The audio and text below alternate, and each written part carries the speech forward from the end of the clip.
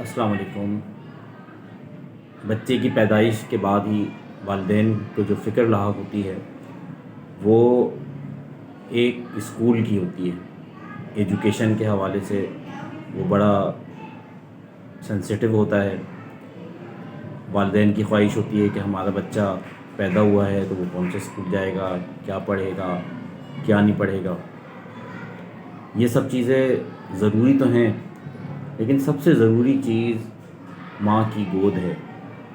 ماں کی گود، گھر کا ماحول، یہ پہلی جو ہے وہ لرننگ کی جگہ ہے، جہاں پہ والدین اگر بچے کو جس طرح ڈھالیں گے، اس کی اخلاقیات، اس کا کردار بنائیں گے، اسی طرح جو ہے وہ بچہ آگے چل کر ایک اچھا انسان، ایک باشعور شہری بنے گا۔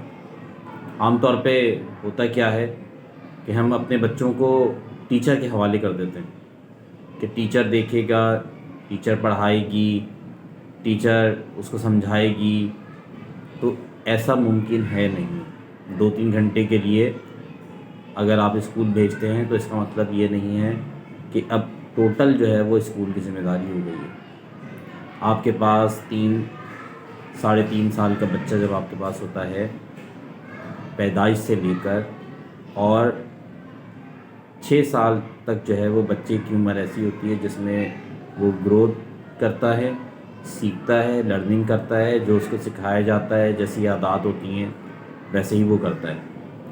اور مزیدار بات یہ ہے کہ باپ کو تو وہ سپر مین سمجھتا ہے کہ میرے والد جو ہے وہ ہر کام کر سکتے ہیں، میرے والد صاحب جو ہے وہ دنیا کے جو ہے وہ بہترین جو ہے وہ انسان ہے۔ تو ہمارا بچہ جو ہے وہ ہمارا فخر ہے۔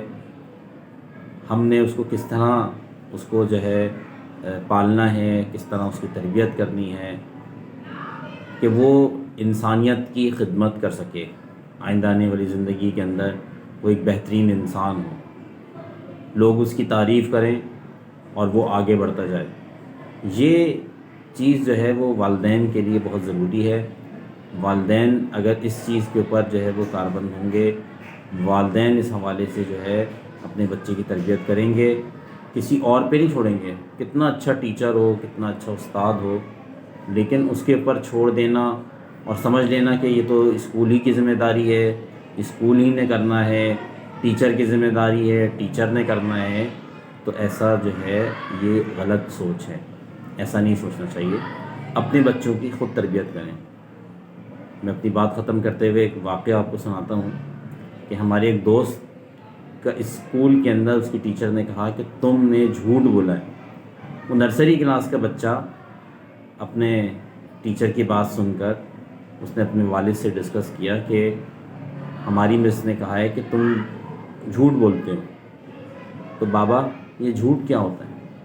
تو یہ وہ بلینک ہوتے ہیں بچے، اسی بورڈ کی طرح، جیسے بلینک جو ہے وہ وائٹ بورڈ ہوتا ہے وہ بالکل بلینک ہوتا ہے، اسی طرح جو ہے یہ بچے بھی ہوتے ہیں۔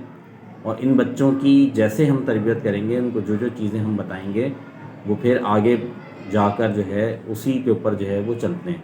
یہ ان کی بیسک جو ہے وہ تعلیم ہوتی ہے۔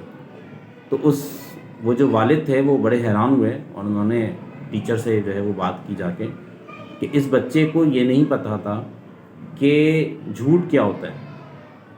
آپ نے اس کو ایک نیا اور غلط لفظ سکھایا جو آئندہ چل کے شاید مختلف چیزوں کے ساتھ ہم اس کو سمجھا سکتے تھے، لیکن آپ نے جو ہے وہ غلط طریقے سے اس کو جو ہے وہ سمجھایا، بتایا، جو اس کے لیے جو ہے وہ نقصان دہ جو ہے وہ ثابت ہوگا۔